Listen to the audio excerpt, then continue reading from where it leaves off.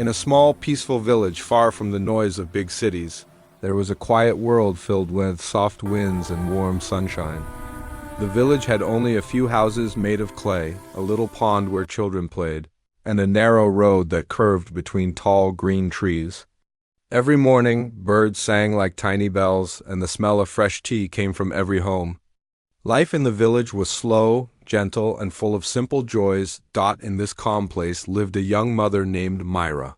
She had a sweet face, soft eyes, and a heart that cared deeply for everyone around her. Meera lived in a small wooden house with her little son, Arav. She woke up early each day to cook, clean, and take care of him. People in the village respected her kindness, because she always helped others, even when she was tired. But inside her heart, Meera carried a quiet sadness.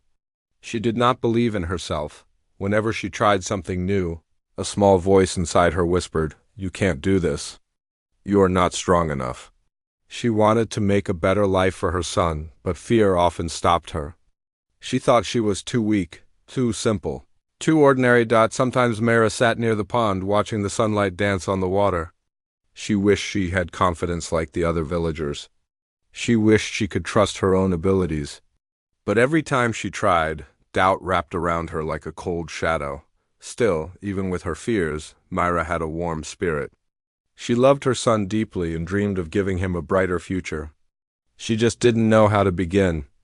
And she didn't know that life was about to teach her something powerful, something that would change her heart forever. One quiet evening, when the sky was turning orange and the birds were flying back to their nests, Meera walked toward the village well to fetch some water.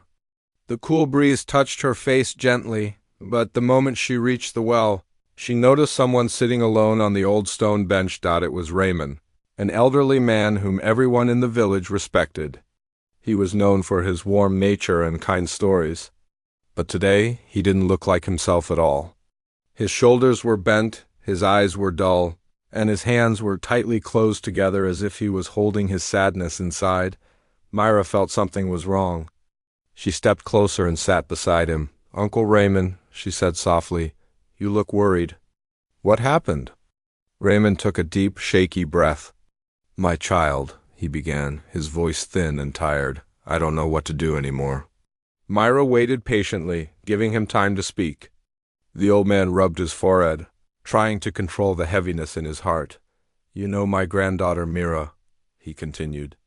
"She is the light of my life. So smart, so full of dreams. She wants to study in the town school. She wants to learn English, become a teacher, and help other children one day." His voice trembled as he spoke. "But I have no money left," he admitted painfully.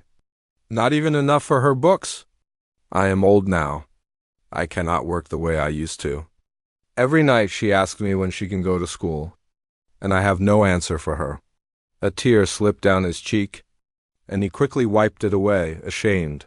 "I feel like I have failed her," he whispered, "and it is breaking my heart." Meera felt her own eyes fill with tears. She had never seen Raymond so helpless. His sadness felt deep, like a long shadow stretching across the ground. The worry inside him was heavy, the fear of disappointing someone he loved more than his own life. For a moment, both of them sat in silence. The evening breeze grew colder. Meera realized then that she wasn't the only one who struggled with fear and doubt. Raymond's pain was different, but it came from the same place, a heart carrying too much worry, too much weight. And without knowing it, this moment was about to change Meera's life too. Meera gently placed her hand on Raymond's shoulder. She wanted to comfort him, but before she could speak, the old man let out a slow breath and lifted his eyes toward the fading sky. "My child," Raymond said softly, "let me tell you something my own father once told me. A small story I never forgot." Meera listened carefully.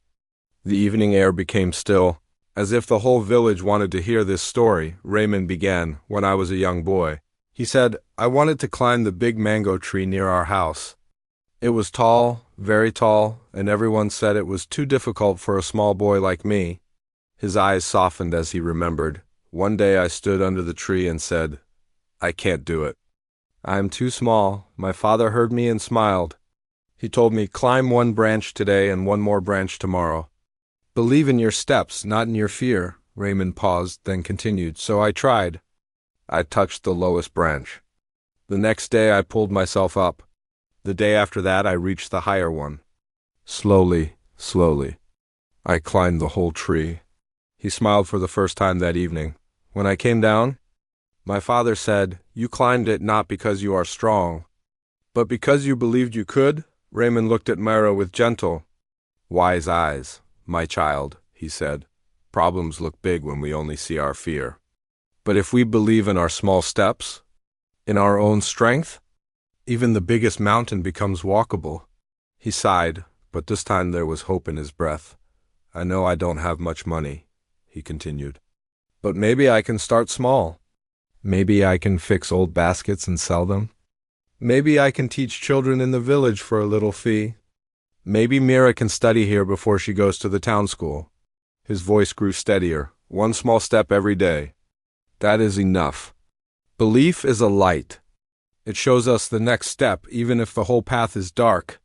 Meera felt warmth fill her heart.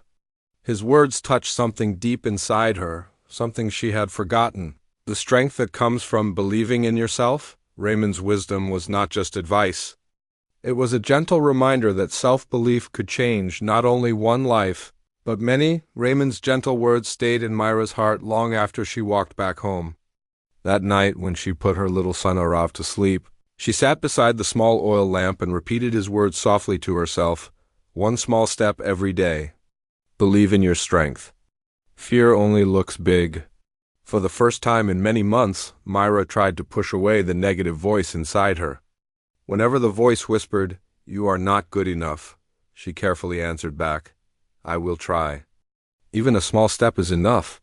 The next morning she woke up earlier than usual. Instead of sitting by the window and worrying about her life, she made a list of things she wanted to improve.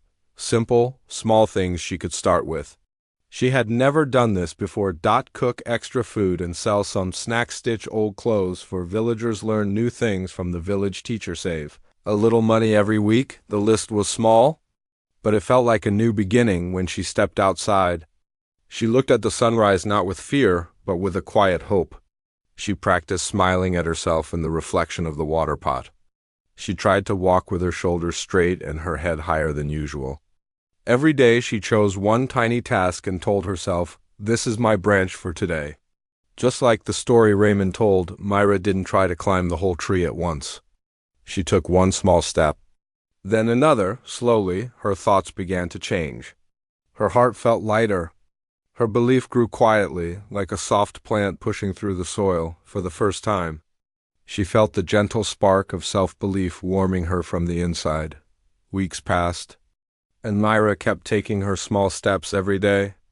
At first, the changes were tiny, almost invisible, but slowly, life began to respond to her new courage. Her homemade snacks became popular in the village. Children loved the sweet smell of her rice cakes, and mothers praised her soft bread. Little by little, she earned a few coins each day.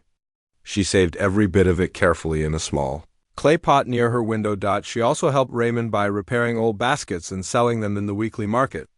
He smiled more now, and sometimes even laughed again. His granddaughter Meera began studying with Meera in the evenings, using old books and simple lessons. The girl's hope returned, bright and warm. One morning, something surprising happened. A teacher from the town school visited the village. He had tasted Meera's snacks during the market day. "These are very good," he told her kindly. "Would you like to supply them to our school canteen? We will pay you every week." Meera stood still for a moment, her eyes wide with disbelief. Then she felt tears gather, not tears of fear this time, but tears of joy. Her small steps had opened a big door. When she told Raymond, the old man held her hands and whispered, "You see, child? Belief brings blessings." Meera soon received help from the teacher as well. He gave her extra books and promised to support her studies. The little girl's dream no longer felt far away. Meera returned home that evening with a heart full of light. For the first time in a long time, she looked at the sky and felt proud of herself. She realized that even the softest, quietest person can shine when they believe. Hope had finally found its way into her home. Believe in yourself, even if the world feels heavy. Small steps made with hope can create big changes. A kind heart, a brave mind, and positive thinking can turn darkness into light. When you trust your own strength, life opens beautiful doors.